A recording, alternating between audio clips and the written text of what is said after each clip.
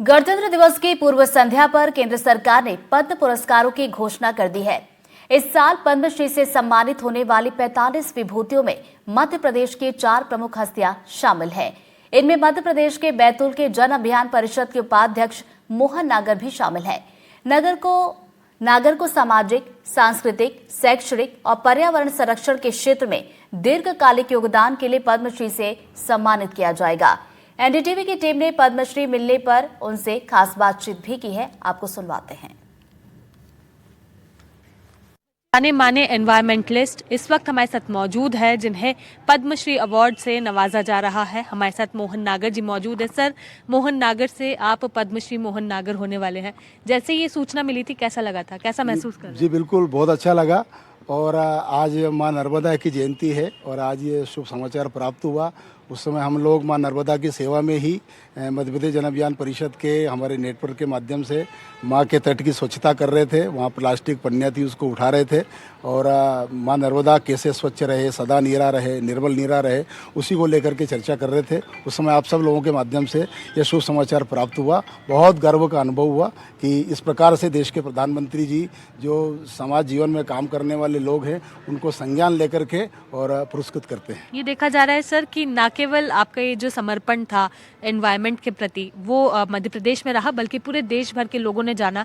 यही कारण है कि एक बड़े पुरस्कार से आपको नवाजा जा रहा है। जी बिल्कुल, हमने बहुत छोटे छोटे काम प्रारंभ किए और वो स्थानीय समुदाय के माध्यम से काम प्रारंभ किए। बैतूल जिले में बड़ी संख्या में आदिवासी जनजाति समाज रहता है, उसको साथ लेकर के और उन्होंने जो हमको गुर बताया कि कैसे वर्षा जल का संरक्षण करना चाहिए, उस काम को हमने समाज को साथ लेकर के आगे बढ़ाया और स्थानीय समाज की, गाँव की समस्याओं को हल किया जल के माध्यम से। और गांव को स्वच्छता को लेकर के, शिक्षा को लेकर के, जैविक कृषि को लेकर के अनेक काम जो है वो समाज के सहयोग से किए, उसका ये सुपरिणाम है। शुरुआत अगर आपके जनजातीय समाज के साथ हुई, तो क्या आप ये मानते हैं कि ये जो पुरस्कार है, जो सम्मान है, ये उन्हीं को समर्पित? मैं उन्हीं को समर्पित करता हूँ। सबसे पहले यही कहा मैंने कि यह पुरस्कार बैतूल के जनजातीय समाज को और जो गंगा अवतरण अभियान हमने प्रारंभ किया था, उसके हजारों कार्यकर्ताओं को मैं समर्पित करता हूँ कि उनके सहयोग से ही हम इतना बड़ा काम कर सके और आगे भी हम इस काम को करेंगे, पूरे मध्य प्रदेश में ले जाएंगे। लैंड और वाटर रिस्टोरेशन के लिए आपने कई काम किए हैं सर,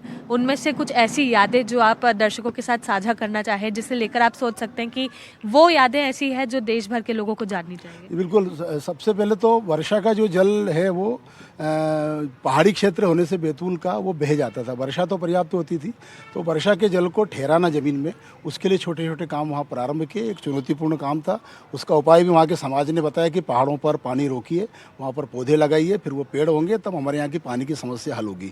और 2014 में इस अभियान को बड़ा व्यापक स्वरूप मिला जब हमने भवानी प्रसाद मिश्र जी की जन्म शताब्दी उस समय आई थी। तो उस समय उन्होंने जो कविता लिखी थी 1939 में, वो बैतूल की एक सोना घाटी की पहाड़ी है, वहीं पर बैठ कर के लिखी थी। वो कविता आप सबको मालूम होगी, सतपुड़ा के घने जंगल ऊँगते अनमने जंगल, झाड़ ऊंचे और नीचे चुप खड़े हैं आँख बीचे। ऐसी बड़ी जंगल की आरती कहता हूँ मैं उसको, कविता नहीं वो। तो वो पहाड़ी वृक्षविहीन हो गई थी। तो हमको बड़ा दुख हुआ कि जिन महापुरुष ने बैठ कर के यहाँ कविता लिखी थी, एक 70-80 वर्ष के बाद में वो जंगल ही खत्म हो गया और इसलिए उनको श्रद्धांजलि देना है, तो हम इसको फिर से हरा भरा करेंगे।